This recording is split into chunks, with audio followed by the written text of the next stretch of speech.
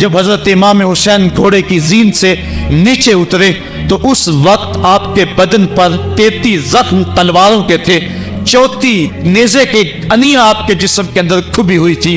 और मुहतात रिवायात के मुताबिक जब बाद में आपका पैराहन उतारा गया तो उसके अंदर 113 सुराख तीरों के निकले और वो तीर जिस्म में पैवस्त थे। और जब घोड़े की जीन से फर्शे जमीन पर गिरे, लगा जिस तरह रेहल से कुरान गिर गया हो। हजरत इमाम हुसैन रदी अल्लाह ताला अन्हो जब घोड़े की जीन से फर्शे जमीन पर गिरे तो वो जो तीर जिस्म में खुबे थे वो और पैवस्त हो गए, खूने मुश्कबू रेत के जर्रों पे बहने लगा। गोया इस्लाम का दिल धरती के ऊपर है, कायनात राशे में आ गई, करबला की धरती का कलेजा कांप रहा है। हजरत उम्मे सलमा को हुजूर ने करबला की मिट्टी दी, कहा जब ये खून बन जाए तो समझ लेना कि मेरा हुसैन शहीद कर दिया गया है। वो मदीने के अंदर ख्वाब देखती है कि आका करीम अलैहिस्सलाम दाढ़ी मुबारक के अंदर गर्द मुबारक पड़ी हुई है और बाल उलझे हुए हैं, घबरा के उठ खड़ी हुई कि क्या माजरा है। और जल्दी से उस शीशी को देखा तो वो शीशी का जो पट्टी रखी हुई थी वो खून बन गया था। और आपने कहा अहले मदीना सुन लो, हजरत इमाम शहीद कर दिए गए हैं। इधर इमाम हुसैन खून और खाक के अंदर तड़प रहे हैं और आपके जिस्म नाजुक पर बर्छियों, तेगों और तलवारों के साथ जो है वो लोग वार कर रहे हैं। सनान बिन अंस नखी आगे बढ़ा लेकिन सर काटने की हिम्मत न पड़ी, उसने नेजा मारा और आपके गले के करीब वो नेजा पार कर गया और खून का फवारा फूटा। सरा बिन शुरैक ने आपकी पेशानी पे नेजा मारा, आप घबरा के गिरे, उठे और फिर गिर गए और फिर आपने अपनी पेशानी सजदे में रख दी। अपना खून जो था वो चेहरे पे मल लिया। हुसैन ने सुर्ख रंग के खून का जो खजाब था वो अपने दाढ़ी पे लगा लिया कि कल मैं अपने नाना को ये रंगत भी दिखाऊंगा। हरम की वो दास्तां जो मना से शुरू हुई थी आज उसकी तकमील हो रही है। वो गरीब और सादा और रंगीन दास्तां हजरत इमाम हुसैन रकम कर रहे हैं। खून से दाढ़ी रंग गई और आपके माथे के ऊपर रवा बिन शुरैक ने वो जो नेजा मारा था उससे आप संभल न सके, उठ के फिर नीचे गिरे, पेशानी को सजदे में रखा और सजदे में रख के अल्लाह की बारगाह में आखिरी लफ्ज जो मेरे इमाम की जुबान से निकले दिलों की तख्तियों पे नोट कर लो और देखो। अल्लाह ताला के बंदे हजरत खलील ने दुआ मांगी थी, ऐ मेरे मालिक, ऐ मेरे मालिक, मैं इस जगह पे अपनी ज़ुर्रियत औलाद को छोड़ के आबाद करके जा रहा हूँ और दुआ करता हूँ कि वो नमाज को कायम रखें। आज उस दुआ की तकमील का मंजर लोगों के सामने है कि 113 तीर जिस्म में खुबे, 34 तलवारों के घाव, और वो भी रावी कहते हैं कि एक एक घाव में कितनी कितनी तलवारों के जख्म थे और नेज़े की अनियां जिस्म में खुबी हुई थी। आपके कलेजे के अंदर नेज़े की अनी को तोड़ दिया गया था। इस मौके पे हजरत इमाम हुसैन रज़ी अल्लाह ताला अन्हु ने अपने आप को संभाल के पेशानी को रेत के ऊपर रखा और अल्लाह की बारगाह में आखिरी लफ्ज हजरत इमाम हुसैन के लबों पे जो मचले, खून निकल रहा था और फौली बिन यजीद आगे बढ़ के सरे अनवर को जुदा करने की तैयारियां कर रहा था। सनान बिन अंस आगे बढ़ा लेकिन कप कपा के पीछे हो गया। फौली बिन यजीद आगे बढ़ा, वो भी पीछे हो गया। फिर शिमर आया और शिमर आपके जिस्म नाजुक के ऊपर बैठ गया। हजरत इमाम हुसैन ने जब देखा तो इसके बदन के ऊपर बरस के फुलबेरी के निशान थे। तो हजरत इमाम हुसैन की जुबान से निकला, सदक़ल्लाहु व सदक़ रसूलुल्लाह, मेरे आका मेरे अल्लाह ने सच कहा। उसने कहा क्या सच कहा? कहा एक दिन मैं हुजूर की खिदमत में हाजिर था तो हुजूर ने फरमाया था मैं देख रहा हूँ एक चतकबरा कुत्ता मेरी औलाद के खून में मुंह मार रहा है। आज मैं देख रहा हूँ कि मुस्तफ़ा करीम का वो फरमान जो है वो पूरा हो रहा है। वो गुस्से में आया, इमाम जल्दी अपनी पेशानी सजदे में रखी और अल्लाह की बारगाह में इमाम के आखिरी लफ्ज़ थे, अल्लाहुम्मा रज़न बिक़ज़ाइका व सब्रन अला बलाइका तस्लीमन ले अमरिका सुबहान रब्बियल आला, सुबहान रब्बियल आला, सुबहान रब्बियल आला। मालिक भाई बेटे भतीजे भांजे जानसार आयानो अंसार सब कुछ लटा के, अब्बास के बाजू कटा के, जो जा सकते थे उन्हें भेज के, जो जा नहीं सकते थे खुद उठा के ले जा करके अब्बास के बाजू कलम करवा के, ये खैमे के अंदर बच्चियां यतीम हो गई हैं, सुहाग उजड़ गए हैं। मेरे मालिक सब कुछ लुटा के नबी का घर उजड़ गया, एक एक पत्ती गिर गई।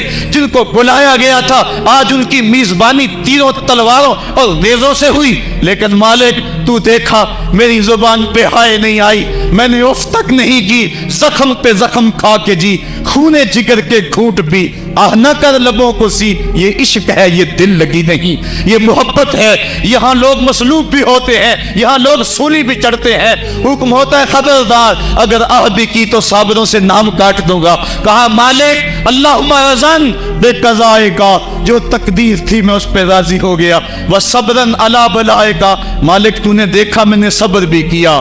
तस्लीमन ले अमरे का, मुझे मालिक एतराज भी कोई नहीं, जो तेरा हुक्म था मैंने उसको तस्लीम भी कर लिया।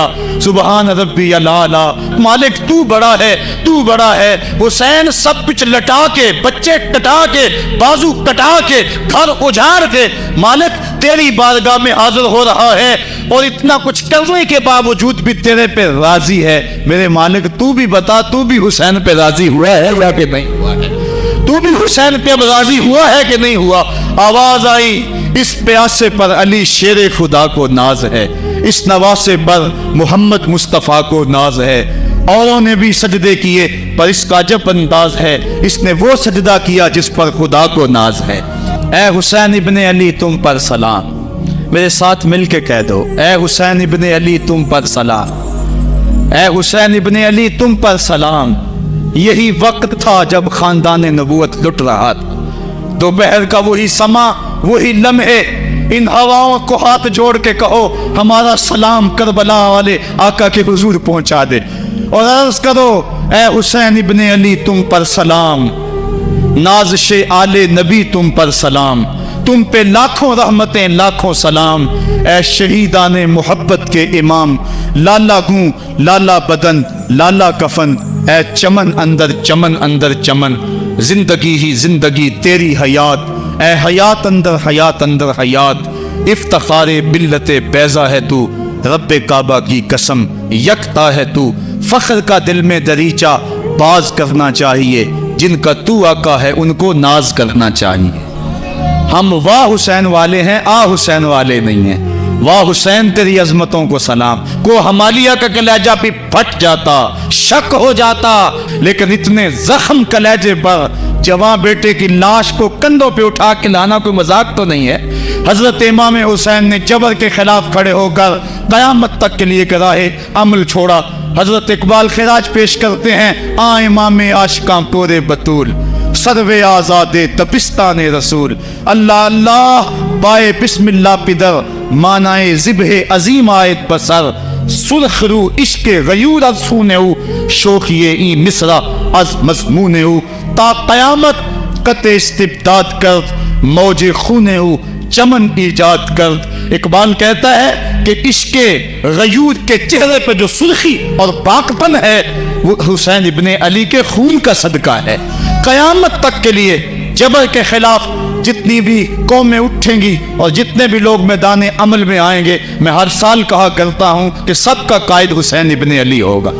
महात्मा गांधी ने जब अपनी कौम को कहा बरतानवी साम्राज्य के खिलाफ खड़े हो जाओ, और कौम से खिताब करते हुए महात्मा गांधी हिंदू ने कहा कि तुम कहोगे वो हुकूमत जिसकी सल्तनत में सूरज तुलू और गुरूब भी होता है, उससे टकराना हमाकत है, खुदकुशी करने के मुतरादिफ है। लेकिन इसके बावजूद मैं क्यों कह रहा हूं कि उस साम्राज्य के खिलाफ खड़े हो जाओ? महात्मा गांधी ने कहा था इसलिए कि मेरे सामने हुसैन इब्ने अली का किरदार मौजूद है।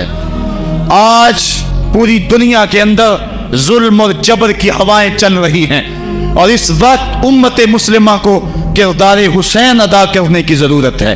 अगर हम नाम हुसैन इब्ने अली का लें और करतूतें और लक्षण सारे यजीद वाले हों, तो ये लफ्ज हरफ हरफ और कदम कदम हजरत इमाम हम्माम से मुनाफकत है। आओ, अगर मैं नामे हुसैन लेता हूं तो घर भी उजड़ जाए, हक का परचम कभी ना गिरने दो। मैं और आप इस अज़्म के साथ मैदान अमल में उतरे। इदारतुल मुस्तफ़ा किसी तंजीम का नाम नहीं, ये एक फिक्र का नाम है, एक तहरीक का नाम है, एक मिशन और एक इनकलाब का नाम है। ये रूहों में हलचल पैदा करने के जज्बों का नाम है। ये मुस्तफ़ा करीम के दर पे सलामी देने का नाम है। ये अपना सब कुछ मुस्तफ़ा जाने रहमत पे कुर्बान कर देने का नाम है। अब इमाम हुसैन हुजूर की गोद में खेलते हैं, कभी हुजूर अपनी जुबान उनके मुंह में दे रहे हैं, कभी हुजूर उसको अपने कंधों पे सवार करा रहे। किसी से आबी ने कहा कितनी अच्छी सवारी मिली, कहा सवारी देख रहे हो, सवार भी तो देखो।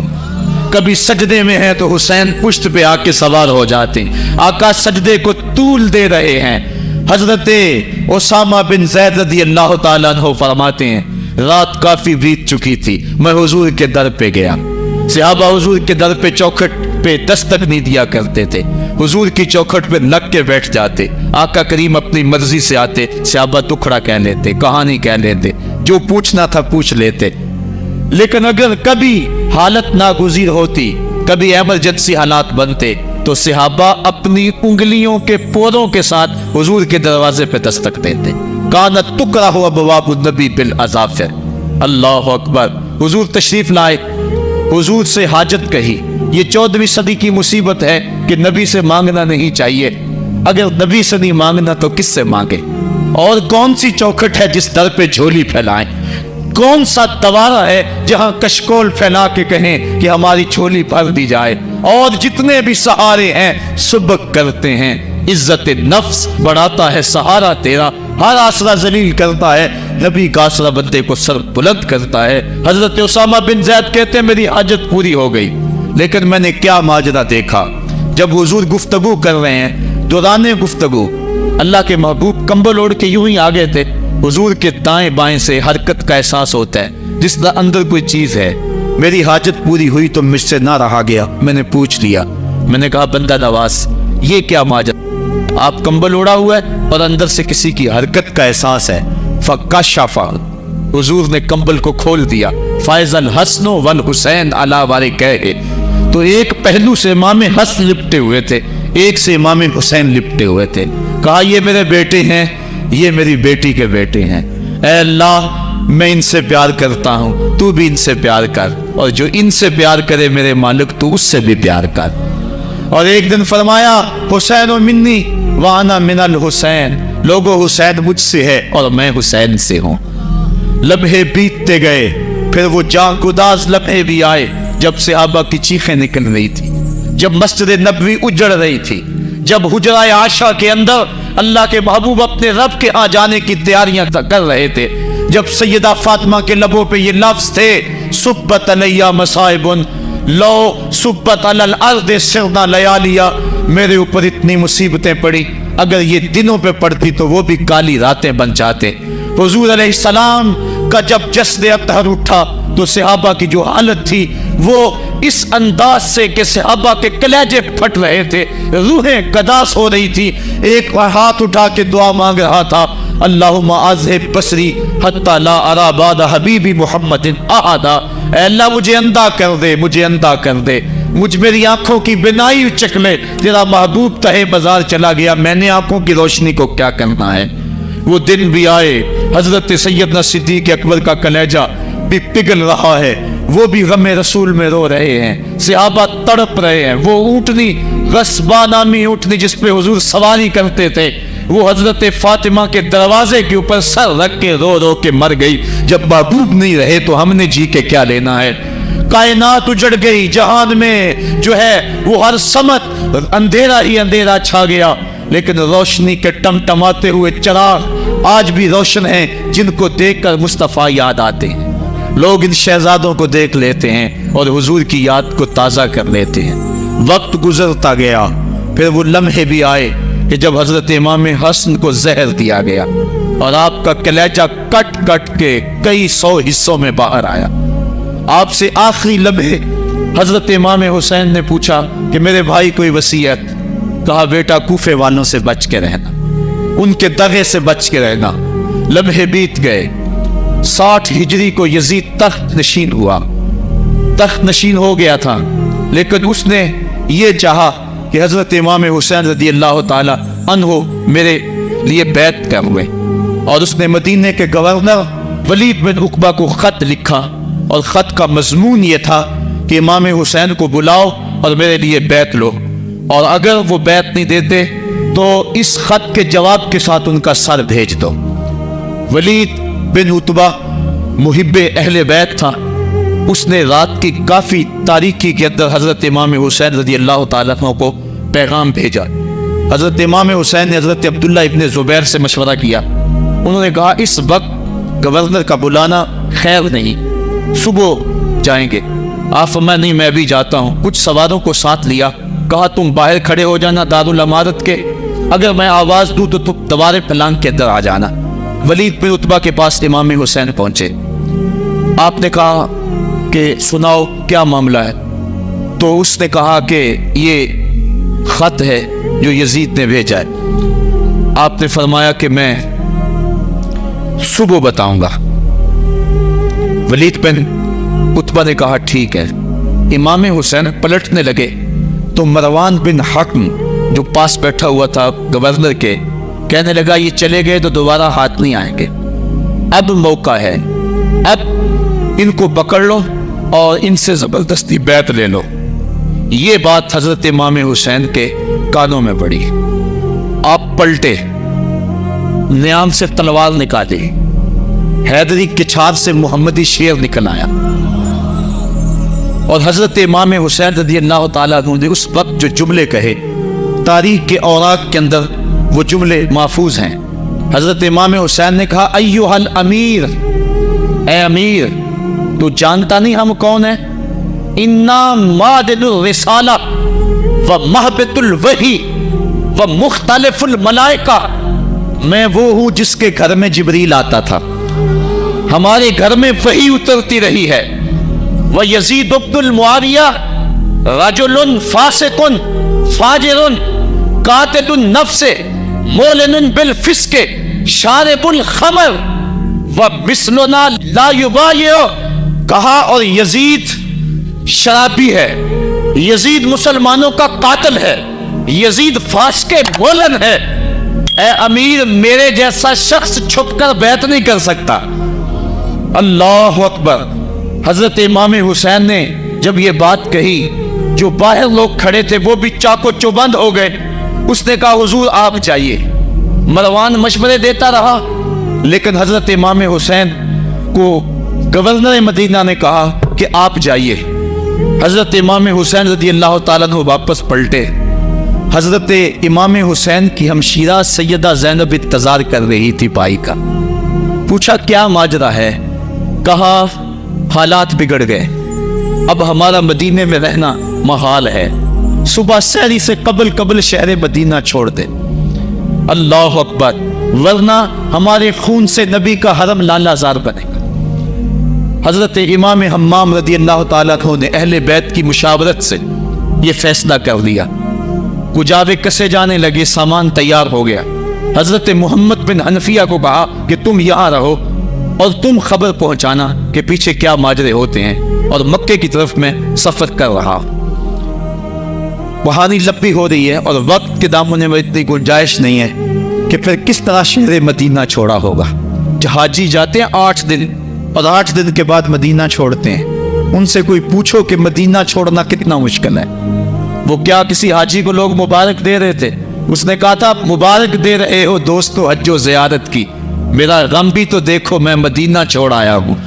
جو 8 دن مدینہ رہتا ہے اس سے مدینہ چھوڑا نہیں جاتا جس کی ولادت مدینے میں ہوئی، جو کھیلتا تھا تو مدینے کی گلیوں میں، جس کے گھر کا دروازہ مسجد نبوی میں کھلتا تھا، اس حسین کو مدینہ چھوڑنا قیامت ہوگی۔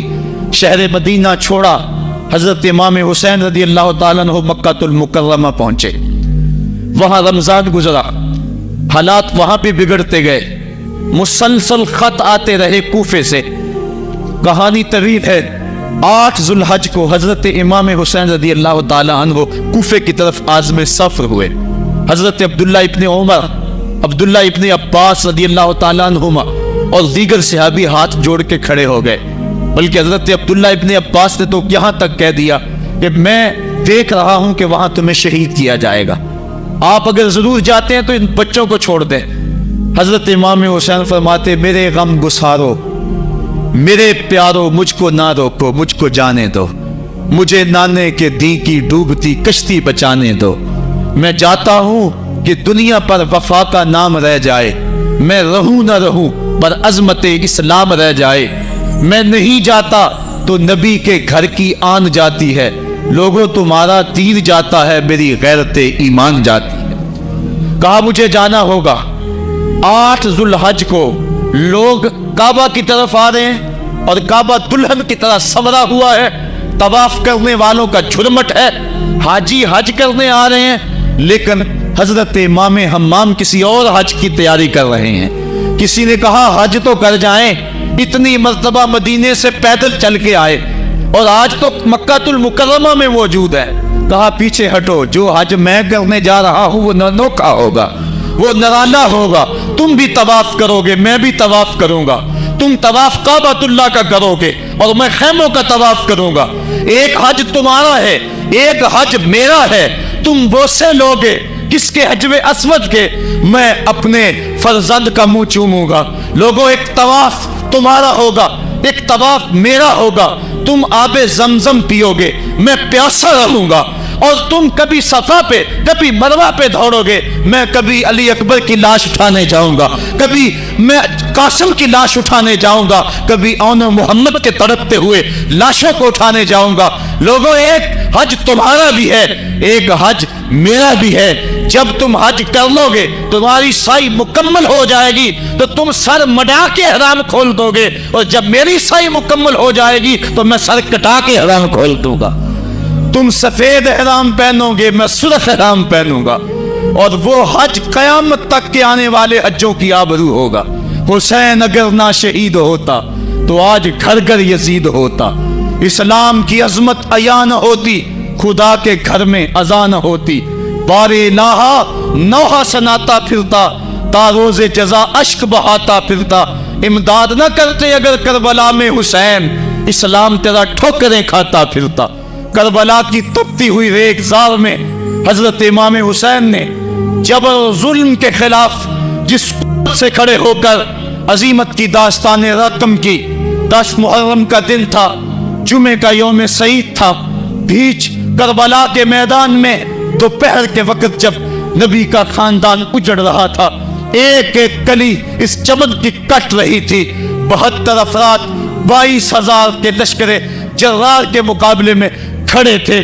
وہ یزید جس نے اس کے علاوہ بھی بڑے جرم کیے، جس نے جو ہے وہ 1700 صحابہ کو مکہ المکرمہ میں شہید کیا، جس نے 700 حفاظ کرام کو شہید کیا، جس نے حضرت ابو سعید خضری کی داڑھی نوچ لی، جس نے مدینے کے اندر مسجد نبوی کے اندر گھوڑے باندھے، جس نے جو ہے وہ 3 دن تک مسجد نبوی کے اندر اذان نہ ہونے دی، وہ یزید آج کربلا کے تپتے ہوئے ریگزار کے اندر آل رسول کے ساتھ ظلم کی وہ داستان رقم کر رہا تھا کہ قیامت تک آنسو سسکیاں نہیں تھمنے پائیں گی۔ یزید مر گیا، اس کا نام مٹ گیا، اس کا تشخص مٹ گیا، لیکن حسین کا نام آج بھی زندہ ہے، اس کا پیغام آج بھی زندہ ہے۔ یہ ہزاروں کا مجمع، یہ امٹتے ہوئے محبتوں کے جذبات، یہ آنکھوں کا آنسوؤں کا خراج دینا، کیا یہ حسین ابن علی کی زندگی کی دلیل نہیں ہے؟ کون ہے جو یزید کا نام لیتا ہو؟ آج اگر کوئی یزید کا نام لیتا بھی ہے تو سر جھکا کے لیتا ہے۔ میں کہتا ہوں کیسا تمہارا لیڈر ہے جس کا نام لینے سے قبل شرمندہ ہوتے ہو، جس کا نام لیتے ہوئے شرمندہ ہوتے ہو، جس کا نام لینے کے بعد پسینہ پسینہ ہوتے ہو۔ تم اپنے قائد اور لیڈر کا نام لیتے جھجکتے ہو، گردن جھکا کے دائیں بائیں دیکھ کے نام لیتے ہو، اور جب ہم نام اپنے آقا کا لیتے ہیں سر اٹھا کے لیتے ہیں۔ اے حسین ابن علی تم پر سلام۔ صاحبو کربلا کا تپتا ہوا منظر ہے، اتنے دکھ آ گئے۔ حضرت سری سفتی رضی اللہ تعالیٰ عنہ فرماتے ہیں کہ اللہ تعالیٰ نے جب کائنات کو بنایا، انسانوں کو تخلیق کیا، تو انسانوں کو پوچھا بتاؤ تم میرے ہوگے سب نے کہا مالک ہم تیرے ہیں، لیکن جب دنیا کو پیدا کیا تو 9 حصے دنیا کی طرف ہو گئے، 1 حصہ اللہ کی طرف رہ گیا۔ پھر جب عقبہ کو پیدا کیا جو 10واں حصہ تھا، اس میں 9 حصے پھر آخرت کی طرف ہو گئے، جنت دوزخ کے لالچ میں ہو گئے، اور 1 حصہ صرف کہنے لگا نہ ہم جنت کو دیکھتے ہیں نہ دوزخ کو دیکھتے ہیں، مالک ہم تو تجھے دیکھتے ہیں۔ پھر جب اللہ تعالیٰ نے بلاؤں کو پیدا کیا، آزمائش اور امتحانوں کو پیدا کیا، تو 10ویں حصے کے اس 10ویں حصے میں پھر 9 حصے جو ہے وہ ہٹ گئے۔ 1 حصہ ایسا تھا جس نے گردن جھکا کے کہا زمین و آسمان کی بلائیں بنا کے ہمارے گلے کا توق بنا دے، تیرے راستے سے نہیں ہٹیں گے۔ کربلا کے تپتے ہوئے ریگزار میں وہ منظر رقم ہونے والا ہے۔ ایک قربانی منا میں ہوئی تھی، غریب و سادہ و رنگی ہے داستان حرم، نہایت اس کی حسین اور ابتدا ہے اسماعیل۔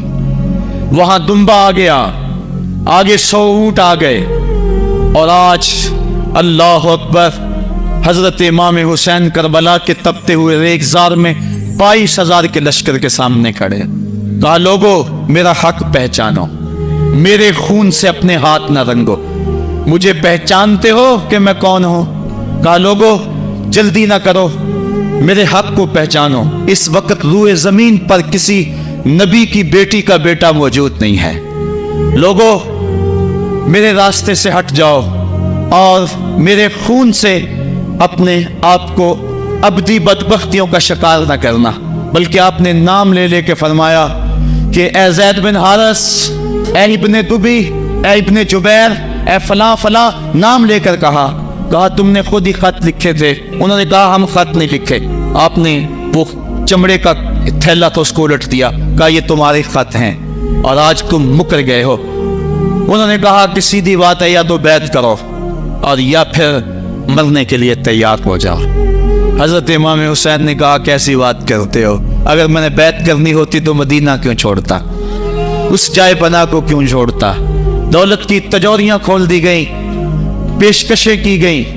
حضرت امام حسین فرمایا یہ کبھی نہیں ہو سکتا، جس سے صرف حق ہی قبول ہو، یہی جس کا اصل اصول ہو، جو نہ بک سکے جو نہ جھک سکے، اسے کربلائے ہی راس ہے۔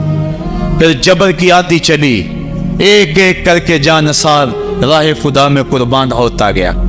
پھر خاندان نبوت کی باری آئی، حضرت علی اکبر حضرت امام حسین کے جوان سال بیٹے راہ خدا میں جان پیش کرتے ہیں، بھتیجے قاسم رضی اللہ تعالیٰ عنہ جان قربان کرتے ہیں، حضرت عباس کے قلم ہوتے ہیں بازو، جو خود جا سکتے تھے وہ خود قربانی پیش کرتے ہیں۔ اور صاحبو اب یارہ نہیں، جو خود جا نہیں سکتے تھے آپ خود ہاتھوں پہ اٹھا کے فرات کے کنارے پہ لے جاتے ہیں۔ کہا جو آ سکتے تھے وہ تو قدموں پہ چل کے آ گئے، اور جو قدموں پہ نہیں چل سکتے تھے میں انہیں اٹھا کے لے آیا ہوں۔ پھر ایک 2 شاخہ تیر ہلکے اصغر پہ پیوست ہوتا ہے، خون چلو میں دے کر آسمان کی طرف اچھالتے ہیں، اور پھر اللہ کی بارگاہ میں عرض کرتے ہیں ربنا تقبل منا ھذا القربان، میرے مالک حسین کی یہ قربانی بھی قبول فرما لے۔ یہ کام آسان نہیں ہے، جگر پارا ہاتھوں میں تڑپ کے ٹھنڈا ہو جائے اور پھر بھی صبر کا مظاہرہ کیا جائے اور اللہ کی رضا پہ راضی ہو جائے۔ اب حضرت امام حسین رضی اللہ تعالیٰ عنہ تنہا رہ گئے، ایک ایک کو رخصت کر رہے تھے شہادت کا دولہا بنا کر، لیکن اب امام حسین کو رخصت کرنے والا کوئی موجود نہیں ہے۔ آپ گھوڑے پہ سوار ہوئے، میدان کربلا کی طرف پیڑ لگائی، خیمے کے اندر جو خواتین تھی وہ جانتی تھی جو اس راستے گیا پھر پلٹ کے نہیں آیا، اس کی لاش حضرت امام اپنے کندھوں پہ اٹھا کے لائے ہیں۔ اب اس حسین ابن علی کی لاش کون اٹھائے گا؟ کہا سب نے کہ حسین نہ جائیو، کہا میں نانے کے دین کے لیے جا رہا ہوں۔ میدان عمل میں گئے، تیغ برآں چمکی، لوگوں کے سر کاٹ رہی ہے، آواز آ رہی ہے یہ کون ذی وقار ہے، بلا کا شاہ سوار ہے، لباس ہے پھٹا ہوا، غبار سے اٹا ہوا، لخت لخت کٹا ہوا، پھر بھی ہے ڈٹا ہوا، تمام جسم نازنی چھدا ہوا کٹا ہوا، پھر بھی ہے ڈٹا ہوا، یہ نبی کا نور عین ہے، یہ بال یقین حسین ہے۔ حسین ابن علی نے کربلا کے تپتے ہوئے ریگزار کے اندر وہ عظیمت کی داستان رقم کی اور پھر بوچھاڑ تیروں کی ایک तनहा सैयद ज़ादा और हजारों तीर चारों सम्त से उनके ऊपर बरसने लगे। किसी ने नेजा मारा, किसी ने तीर मारा। जब हजरत इमाम हुसैन घोड़े की जीन से नीचे उतरे तो उस वक्त आपके बदन पर 33 जख्म तलवारों के थे। 34 नेज़े के अनिया आपके जिस्म के अंदर खुबी हुई थी। और मुहतात रिवायात के मुताबिक जब बाद में आपका पैराहन उतारा गया तो उसके अंदर 113 सुराख तीरों के निकले और वो तीर जिस्म में पैवस्त थे। और जब घोड़े की जीन से फर्शे जमीन पर गिरे, लगा जिस तरह रेहल से कुरान गिर गया हो। हजरत इमाम हुसैन रदी अल्लाह ताला अन्हो जब घोड़े की जीन से फर्शे जमीन पर गिरे तो वो जो तीर जिस्म में खुबे थे वो और पैवस्त हो गए। खूने मुश्कबू रेत के जर्रों पे बहने लगा। गोया इस्लाम का दिल धरती के ऊपर है। कायनात राशे में आ गई। करबला की धरती का कलेजा कांप रहा है। हजरत उम्मे सलमा को हुजूर ने करबला की मिट्टी दी। कहा जब ये खून बन जाए तो समझ लेना कि मेरा हुसैन शहीद कर दिया गया है। वो मदीने के अंदर ख्वाब देखती हैं कि आका करीम अलैहिस्सलाम दाढ़ी मुबारक के अंदर गर्द मुबारक पड़ी हुई है और बाल उलझे हुए हैं। घबरा के उठ खड़ी हुई कि क्या माजरा है। और जल्दी से उस शीशी को देखा तो वो शीशी का जो मिट्टी रखी हुई थी वो खून बन गया था। और आपने कहा अहले मदीना सुन लो, हजरत इमाम शहीद कर दिए गए हैं। इधर इमाम हुसैन खून और खाक के अंदर तड़प रहे हैं और आपके जिस्म नाजुक पर बर्छियों, तेगों और तलवारों के साथ जो है वो लोग वार कर रहे हैं। सनान बिन अंस नखी आगे बढ़ा लेकिन सर काटने की हिम्मत ना पड़ी। उसने नेजा मारा और आपके गले के करीब वो नेजा पार कर गया और खून का फवारा फूटा। सरा बिन शुरैक ने आपकी पेशानी पे नेजा मारा। आप घबरा के गिरे, उठे और फिर गिर गए और फिर आपने अपनी पेशानी सजदे में रख दी। अपना खून जो था वो चेहरे पे मल लिया। हुसैन ने सुर्ख रंग के खून का जो खजाब था वो अपने दाढ़ी पे लगा लिया कि कल मैं अपने नाना को ये रंगत भी दिखाऊंगा। हरम की वो दास्तां जो मना से शुरू हुई थी आज उसकी तकमील हो रही है। वो गरीब और सादा और रंगीन दास्तां हजरत इमाम हुसैन रकम कर रहे हैं। खून से दाढ़ी रंग गई और आपके माथे के ऊपर रवा बिन शुरैक ने वो जो नेजा मारा था उससे आप संभल न सके, उठ के फिर नीचे गिरे, पेशानी को सजदे में रखा और सजदे में रख के अल्लाह की वारगाह में आखिरी लफ्ज जो मेरे इमाम की जुबान से निकले दिलों की तख्तियों पे नोट कर लो और देखो। अल्लाह ताला के बंदे हजरत खलील ने दुआ मांगी थी, ऐ मेरे मालिक, ऐ मेरे मालिक, मैं इस जगह पे अपनी ज़ुर्रियत औलाद को छोड़ के आबाद करके जा रहा हूँ और दुआ करता हूँ कि वो नमाज को कायम रखें। आज उस दुआ की तकमील का मंजर लोगों के सामने है कि 113 तीर जिस्म में खुबे, 34 तलवारों के घाव। और वो भी रावी कहते हैं कि एक एक घाव में कितनी कितनी तलवारों के जख्म थे और नेज़े की अनियां जिस्म में खुबी हुई थी। आपके कलेजे के अंदर नेज़े की अनी को तोड़ दिया गया था। इस मौके पे हजरत इमाम हुसैन रज़ी अल्लाह ताला अन्हु ने अपने आप को संभाल के पेशानी को रेत के ऊपर रखा और अल्लाह की बारगाह में आखिरी लफ्ज हजरत इमाम हुसैन के लबों पे जो बचले खून निकल रहा था और फौली बिन यजीद आगे बढ़ के सरे अनवर को जुदा करने की तैयारियां कर रहा था। सनान बिन अंस आगे बढ़ा लेकिन तब तब आके पीछे हो गया। फौली बिन यजीद आगे बढ़ा, वो भी पीछे हो गया। फिर शिमर आया और शिमर आपके जिस्म नाज़िक के ऊपर बैठ गया। हजरत इमाम हुसैन ने जब देखा तो इसके बदन के ऊपर बरस के फुलबेरी के निशान थे। तो हजरत इमाम हुसैन की जुबान से निकला, सदक़ल्लाहु व सदक़ रसूलुल्लाह, मेरे आका मेरे अल्लाह ने सच कहा। उसने कहा क्या सच कहा? कहा एक दिन मैं हुजूर की खिदमत में हाजिर था तो हुजूर ने फरमाया था मैं देख रहा हूँ एक चतकबरा कुत्ता मेरी औलाद के खून में मुंह मार रहा है। आज मैं देख रहा हूँ कि मुस्तफ़ा करीम का वो फरमान जो है वो पूरा हो रहा है। वो गुस्से में आया। इमाम जल्दी अपनी पेशानी सजदे में रखी और अल्लाह की बारगाह में इमाम के आखिरी लफ्ज़ थे, अल्लाहुम्मा रज़न बिक़ज़ाइका व सब्रन अला बलाइका तस्लीमन ले अमरिका सुबहान रब्बियल आला, सुबहान रब्बियल आला, सुबहान रब्बियल आला। मालिक, भाई, बेटे, भतीजे, भांजे, जानसार आयान व अंसार सब कुछ लटा के, अब्बास के बाजू कटा के, जो जा सकते थे उन्हें भेज के, जो जा नहीं सकते थे खुद उठा के ले जा करके अब्बास के बाजू कलम करवा के, ये खैमे के अंदर बच्चियां यतीम हो गई हैं, सुहाग उजड़ गए हैं। मेरे मालिक सब कुछ लुटा के नबी का घर उजड़ गया, एक एक पत्ती गिर गई। जिनको बुलाया गया था आज उनकी मेजबानी तीरों, तलवारों और नेज़ों से हुई, लेकिन मालिक तू देखा मेरी जुबान पे हाय नहीं आई, मैंने उफ तक नहीं की, जख्म पे जख्म खा के जी, खूने जिगर के घूंट पी, आह न कर लबों को सी। ये इश्क है, ये दिल लगी नहीं, ये मोहब्बत है। यहाँ लोग मसलूब भी होते हैं, यहाँ लोग सूली भी चढ़ते हैं। हुक्म होता है खबरदार, अगर आह भी की तो साबरों से नाम काट दूंगा। कहा मालिक अल्लाहुम्मा रज़न बेक़ज़ाए का, जो तकदीर थी मैं उस पर राजी हो गया। वह सब्रन अला बलाए का, मालिक तूने देखा मैंने सब्र भी किया। तस्लीमन ले अमरे का, मुझे मालिक के तराज भी कोई नहीं, जो तेरा हुक्म था मैंने उसको तस्लीम भी कर लिया।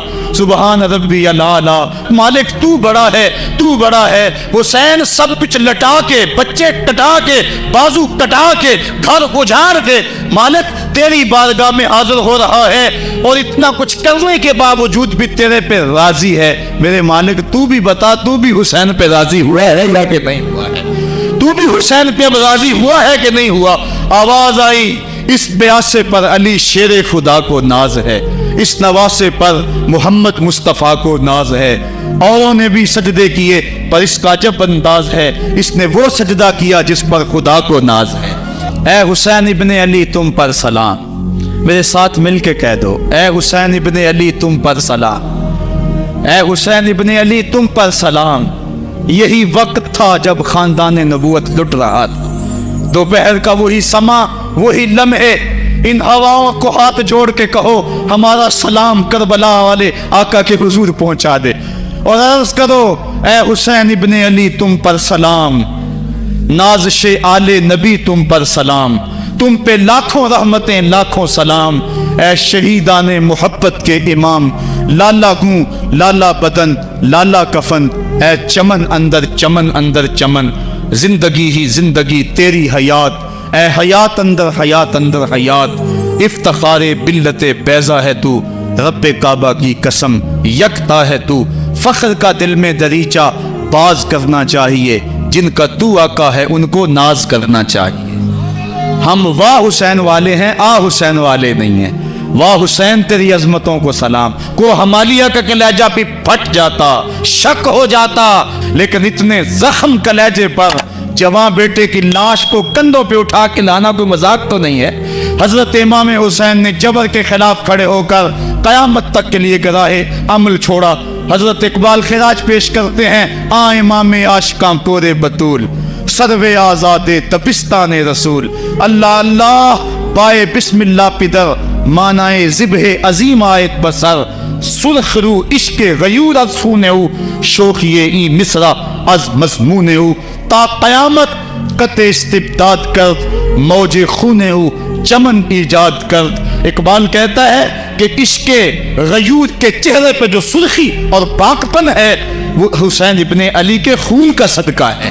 क़यामत तक के लिए जबर के खिलाफ जितनी भी कौमें उठेंगी और जितने भी लोग मैदान अमल में आएंगे, मैं हर साल कहा करता हूं कि सबका कायद हुसैन इब्ने अली होगा।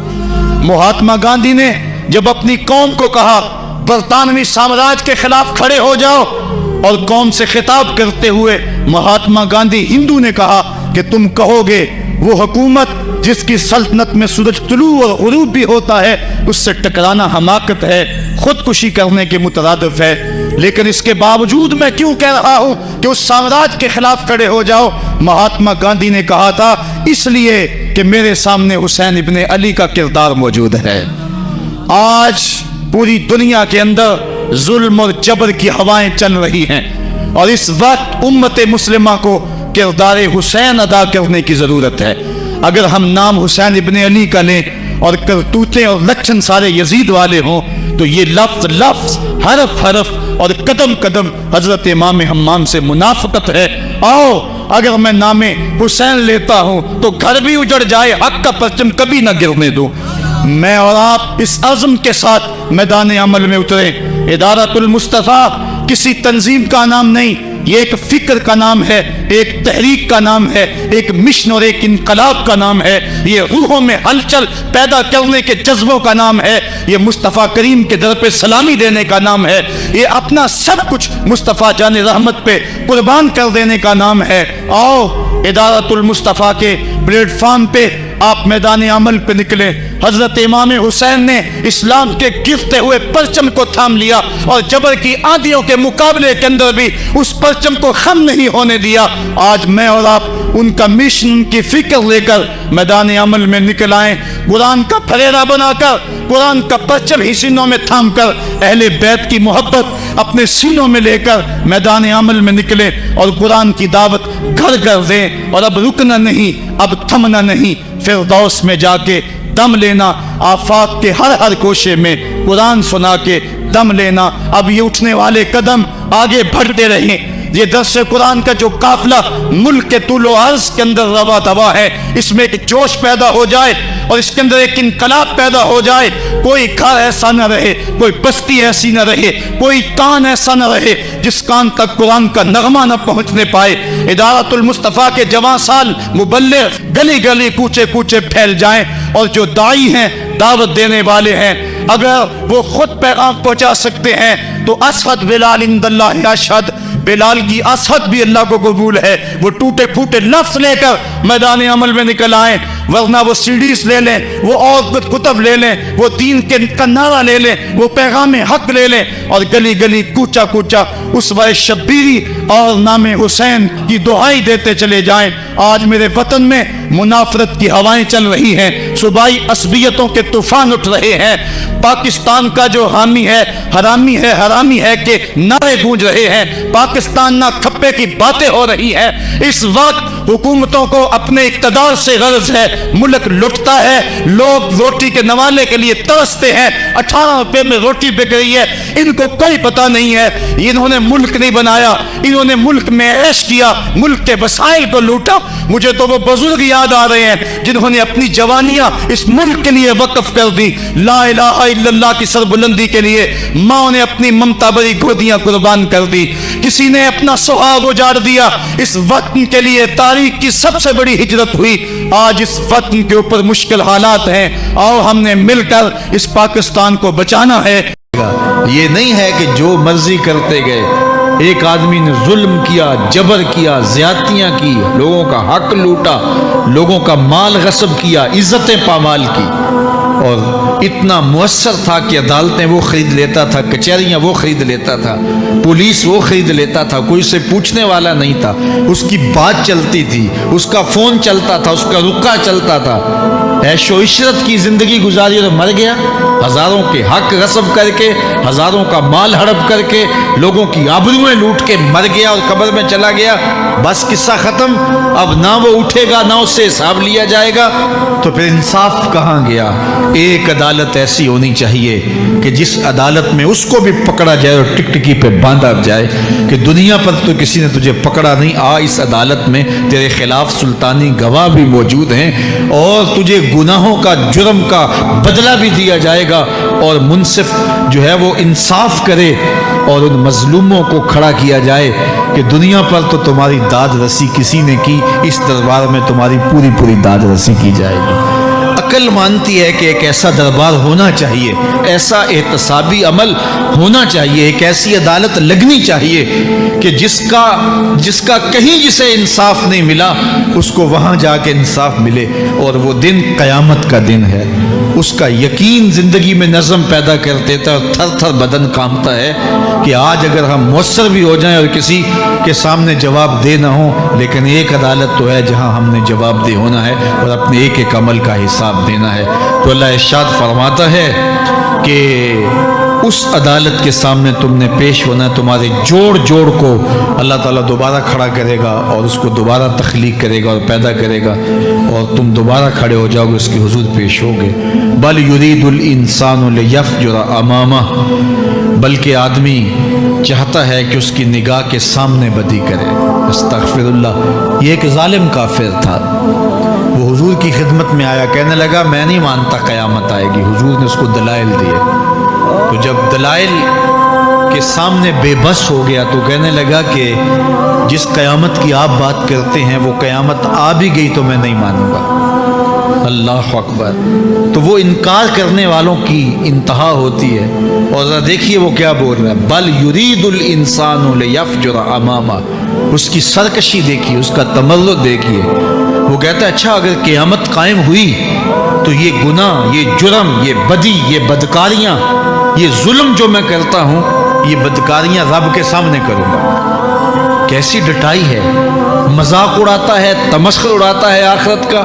کہتا ہے جو بدیوں کا کاروبار میں نے گرم کیا ہے، جو بدکاریاں میری زندگی کا معمول ہیں، جو دادے عیش دیتا ہوں، جو عزتوں کو پامال کرتا ہوں، جو غریبوں کے پنجے توڑتا ہوں، جو لوگوں کا حق غصب کرتا ہوں، جو برائیاں کرتا ہوں، اگر قیامت قائم بھی ہو گئی تو میں یہ سارے جرم رب کے سامنے کروں گا۔ پھر وہ مجھے پکڑ کے دکھائے۔ اللہ اکبر۔ یسأل ایان یوم القیامہ، پھر پوچھتا ہے اچھا قیامت کب آئے گی؟ یہ تمسخر کے طور پہ پوچھتا ہے، لاؤ نہ قیامت، کب آئے گی قیامت؟ میں جرم رب کے سامنے کرنا چاہتا ہوں۔ اللہ اکبر۔ اب جواب سنیے، اب لفظوں کا ترجمہ اس زور سے کیا ہی نہیں جا سکتا جس زور کے لفظ ہیں۔ وہ کہتا ہے قیامت کب آئے گی؟ میں تو یہ جرم رب کے سامنے کرنا چاہتا ہوں، کوئی قیامت نہیں ہے، مذاق اڑاتا ہے۔ قیامت کب آئے گی؟ آواز آئی، فَإِذَا بَرِقَ الْبَصَرُ وَخَسَفَ الْقَمَرُ وَجُمِعَ الشَّمْسُ وَالْقَمَرُ، جب قیامت آئے گی تو آنکھیں چندھیا جائیں گے، چاند بے نور ہو جائے گا، سورج اور چاند اکٹھے ہو جائیں گے۔ یقول الانسان یومئذ این المفر، آج جو کہتا ہے کہاں ہے قیامت، اس دن بھاگتا پھرے گا، کوئی پناہ گاہ ہو بتاؤ، کوئی ہے ٹھکانہ چھپنے کا، کوئی پناہ گاہ ہے؟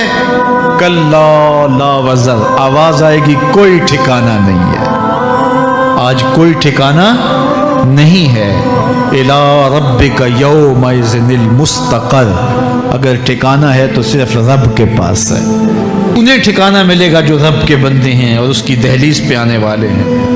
ینبأ الانسان یومئذ بما قدم واخر، اللہ تعالیٰ اس دن بتا دے گا جو آگے بھیجا اور وہ بھی بتا دے گا جو پیچھے چھوڑا، ایک ایک چیز تشت ازبام ہو جائے گی۔ یوم تبلی السرائر فما له من قوت ولا ناصر، اللہ فرماتا ہے سارے راز کھل جائیں گے، جو بند کمروں میں جرم کیے، دادے عیش دیتا رہا، وہ بھی کھل جائیں گے، اور پھر کوئی طاقت نہیں ہوگی، کوئی زور نہیں ہوگا، کوئی زر نہیں ہوگا جو اس کو بے نقاب ہونے سے بچا سکے۔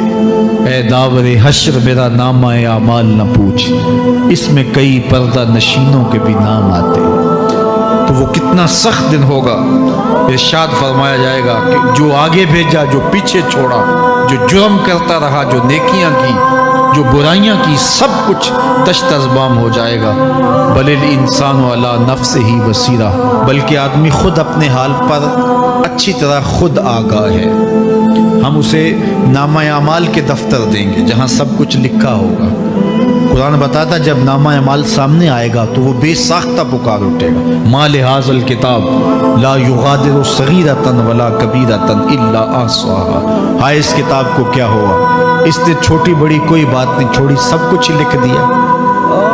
نامہ اعمال سامنے ہوگے، زمین بولے گی، ہاتھ پاؤں بولیں گے، فرشتے بولیں گے، کرامن کاتبین بتائیں گے یہ کیا کیا جرم کرتا رہا، کیا کیا گناہ کرتا رہا۔ اس دن ہر شے سامنے آ جائے گی، تو یہ تو ثبوت ہوں گے ہی ہوں گے، لیکن اللہ فرماتا ہے ثبوت تو اپنی جگہ، لیکن بل الانسان علی نفسہ بصیرہ، کیا انسان کو خود نہیں پتا کہ وہ کہاں کھڑا ہے؟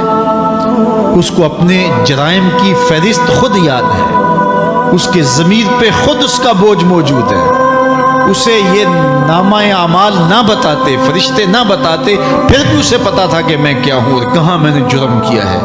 وَلَوْ أَلْقَى مَعَاذِيرَهُ، اللہ اکبر، اگر اس کے پاس جتنے بہانے ہوں سب لا ڈالے، جب بھی کوئی اس کا بہانہ نہیں سنا جائے گا۔ قیامت کا دن ہوگا، دنیا کے اوپر تو بہانوں سے انسان بچ نکلتا ہے، کوئی جھوٹ بول لیا، کوئی جھوٹا گواہ پیش کر دیا، کوئی مکر کر لیا، کوئی رشوت چل گئی، کوئی سفارش کام آ گئی، کوئی بہانہ تراش لیا، بات کو توڑ موڑ کے پیش کر لیا، لیکن قیامت کا جب دن ہوگا تو کوئی نہ جھوٹا گواہ چلے گا، نہ رب کی پولیس رشوت لیتی ہے، نہ وہاں انصاف کے خلاف کوئی کام ہوگا، اور نہ ہی کوئی بہانہ چل سکے گا۔ اللہ اکبر۔ دوسری بات مفسرین نے یہ بھی لکھی کہ بعض اوقات یہ ہوتا ہے کہ انسان اپنے گناہ پر، اپنے جرم پر کوئی بہانہ تلاش کر کے لوگوں کو مطمئن کر لیتا ہے۔ جو اس نے جرم کیا، کسی سے زیادتی کی، کسی کا حق غصب کیا، تو لوگوں نے ملامت کی تو وہ کوئی بہانہ تلاشتا ہے اور لوگوں کو مطمئن کر لیتا ہے۔ بعض کا لاجواب کر دیتا ہے، بعض کا مطمئن بھی کر لیتا ہے۔ وہ لوگوں کو تو مطمئن کر لیتا ہے لیکن وہ خود مطمئن نہیں ہو سکتا۔ جس نے جرم کیا ہوتا ہے، جرم اس کو اندر سے ڈستا رہتا ہے، اس کا ضمیر اس کو ٹھوکریں مارتا رہتا ہے، اندر کی بے چینی اسے تنگ کرتی رہتی ہے۔ اگرچہ وہ دلائل سے، مکر و فریب سے، باتوں کو توڑ موڑ کے عذر کر لیتا ہے، کوئی بہانہ بنا لیتا ہے، لیکن اس کے باوجود اس کے اندر کوئی چین، اندر کوئی اطمینان نہیں ہوتا۔ اللہ اکبر۔ تو مجرم بے چین رہتا ہے۔ آج ہماری بے چینیوں کا ایک سبب ہمارا مالک کی دہلیز سے منہ موڑنا اور بہت سارے دیدہ نادیدہ گناہوں کا ارتکاب کرنا ہے۔ جب ہم سے سستیاں ہو جاتی ہیں، کوتاہیاں ہو جاتی ہیں، تو وہ گناہ ہمارا پیچھا نہیں چھوڑتے اور ہمیں بے چین اور مضطرب رکھتے ہیں۔ تو بعض اوقات جو ہے وہ ہم کہتے ہیں کہ پتہ نہیں بے چینی کیا ہے۔ بے چینی گناہوں کی ہے۔ گناہ طبیعت میں بے چینی پیدا کر دیتا ہے، سکون نہیں آنے دیتا۔ اطمینان کی دولت چھن جاتی ہے جب کوئی شخص گناہ کرتا ہے، اور یہ لازمی نہیں ہے کہ وہ کسی کا حق غصب کرے، اس نے کسی کی عزت ہی پامال کی ہو، اس نے کسی کی آبرو پہ حملہ کیا ہو۔ اگر نماز چھوڑی ہے تو بے چینی یہ بھی کم نہیں ہے، یہ رب کی نافرمانی ہے۔ اگر اس کی نظر بھٹکی ہے تو یہ بھی کم بے چینی نہیں دیتی۔ اگر اس کا خیال بہکا ہے، اس نے زبان سے کسی کو دکھ دیا ہے، اس نے کسی کے لیے سب و شتم کا انداز اختیار کیا ہے، گالی گلوچ کا رنگ اختیار کیا ہے، تو پھر کیا ہوا کہ یہ بے چینی اندر کو توڑتی رہتی ہے۔ انسان چلتا پھرتا ہے لیکن اسے طمانیت نہیں ملتی، اسے سکون نہیں ملتا۔ سکون کب ملے گا؟ سکون تب ملتا ہے جب کسی سے زیادتی کی ہو تو اس سے جا کے معافی مانگ لی جائے، اور اس لجاجت کے ساتھ معافی مانگی جائے کہ وہ مجبور ہو جائے معاف کرنے پہ، تو پھر اندر طمانیت اتر جاتی ہے۔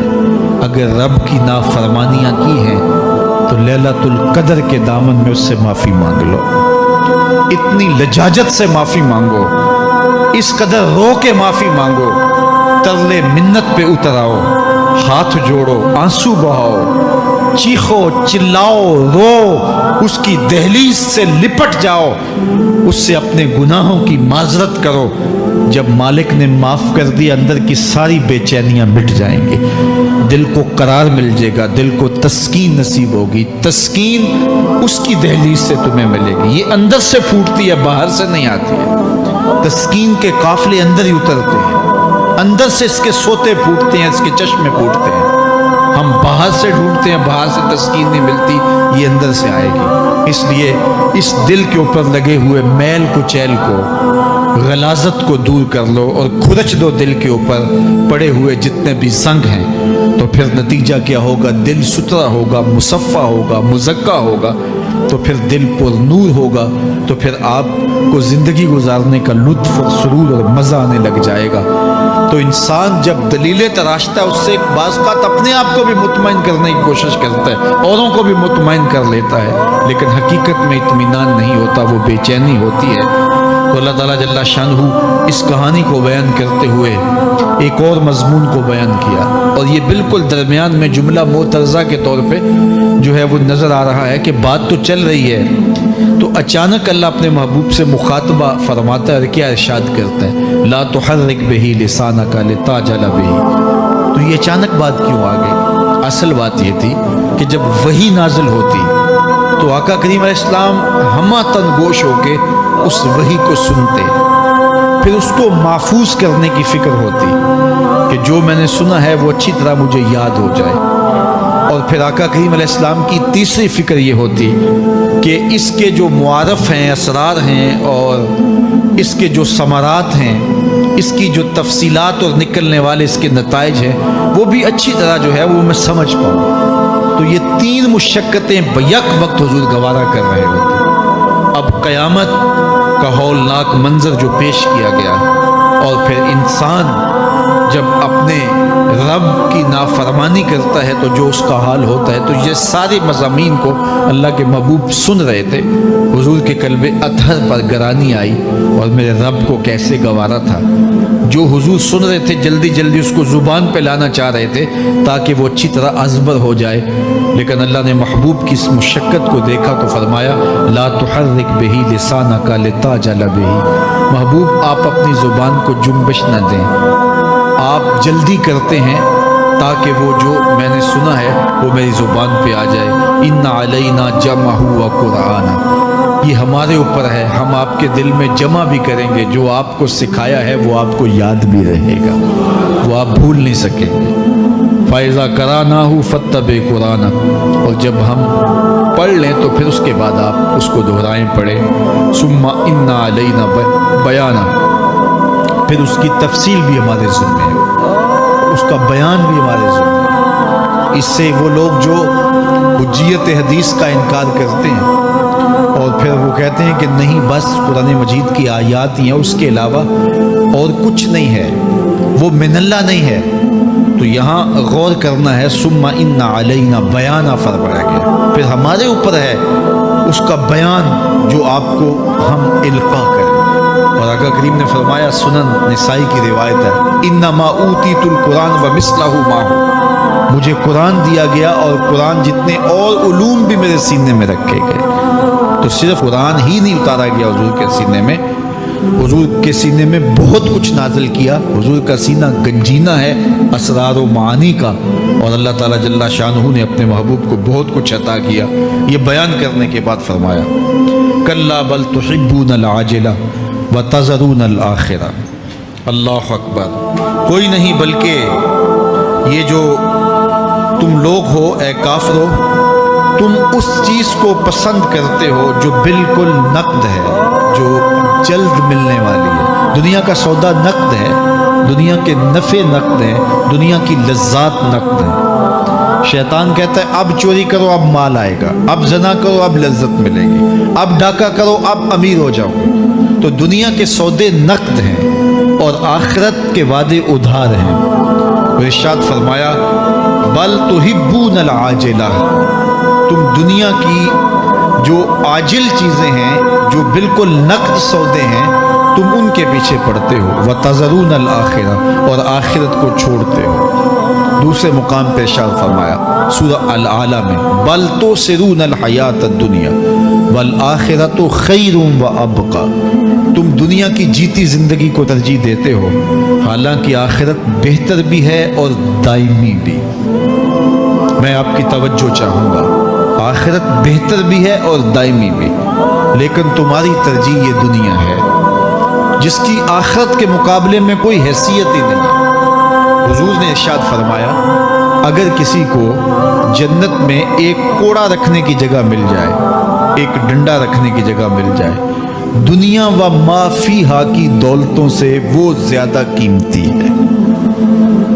7 براعظموں پہ پھیلی ہوئی کائنات، سمندروں کی تہوں میں قیمتی موتی، پہاڑوں کے دامن میں قیمتی معدنیات، مالیاتی اداروں کے پاس سرمائے، لوگوں کے پاس دولت کے انبار، یہ سارے اکٹھے کر لیے جائیں اور ان کی قیمت لگائی جائے، اور جنت میں ایک ڈنڈا رکھنے کی جگہ، ایک عصا رکھنے کی جگہ، ایک کوڑا رکھنے کی جگہ، وہ جگہ پھر بھی زیادہ قیمتی ہے۔ پراپرٹی ویلیو ہوتی ہے نا، وہ کہتے ہیں کہ دور دراز دیہات سے 10 ایکڑ فروخت کریں تو یہاں ہمارے بائی پاس پہ اگر لیں تو 1 کنال جگہ آئے گی، 10 ایکڑ فروخت کر کے یہاں 1 کنال ملے گی، اور اگر آپ مزید اس کو فروخت کر کے مزید جو ہے وہ کسی مہنگے علاقے میں چلے جائیں تو ہو سکتا ہے 2 مرلے اس 10 ایکڑ کے مقابلے میں آئیں۔ تو اس طرح مختلف جگہوں کی پراپرٹی ویلیو ہوتی ہے. اللہ کے محبوب جنت کی پراپرٹی ویلیو بتا رہے ہیں. 7 بر اعظموں پہ پھیلی ہوئی کائنات کو ایک پلڑے میں رکھیں. پوری دنیا کے اندر جو سرمائے ہیں، جو ماضی میں سرمائے لوگوں نے خرچ کر لیے، جو حال میں موجود ہیں، جو آنے والے ادوار میں لوگوں کے پاس آئیں گے، قارون کا خزانہ اور سرمائے سارے اکٹھے کر کے ایک پلڑے میں رکھ دیں، جنت میں ایک عصا رکھنے کی جگہ پھر بھی زیادہ قیمتی ہے. تو پھر دنیا کی آخرت کے مقابلے میں قیمت کیا ہوئی؟ دنیا کی جنت کے مقابلے میں ویلیو کیا ہوئی؟ اور جنت میں سب سے کم جگہ کس کو ملے گی؟ جو سب سے آخر میں جائے گا. ظاہر ہے سب سے کم جگہ اسی کے پاس ہوگی جو سب سے آخر میں جہنم کے دھکے کھا کھا کے، رگڑے سہ سہ کے پھر آخر میں جنت میں جائے گا. سب سے تھوڑی جگہ اس کے پاس ہوگی. حدیث پاک میں آتا ہے، بخاری میں آتا ہے، حضور نے ارشاد فرمایا کہ جب جہنم سے آخری جہنمی نکالا جائے گا تو اللہ تعالیٰ اسے پوچھے گا بتا تیری کوئی آرزو؟ تو وہ کہے گا مالک یہ آرزو ہے، یہ آرزو ہے، مختلف آرزوؤں بتائے گا. اللہ فرمائے گا لکا ما تمنیت، جو تو نے آرزو کی جا جا تجھے میں نے عطا کر دی، اب جنت میں چلا جا.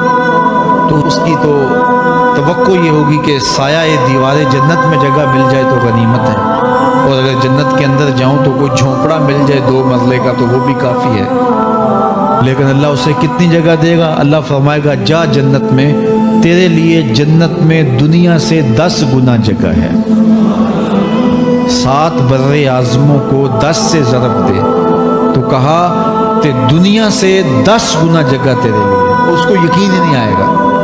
وہ کہے گا تسخر وانت الملک، میرے رب تو بادشاہ ہو کے مجھ سے مذاق کر رہا ہے؟ اللہ فرمائے گا نہیں، تیرے لیے 10 گنا جگہ ہے، اور اس کے لیے 10 گنا جگہ ہوگی جو سب سے آخر میں جنت میں جائے گا.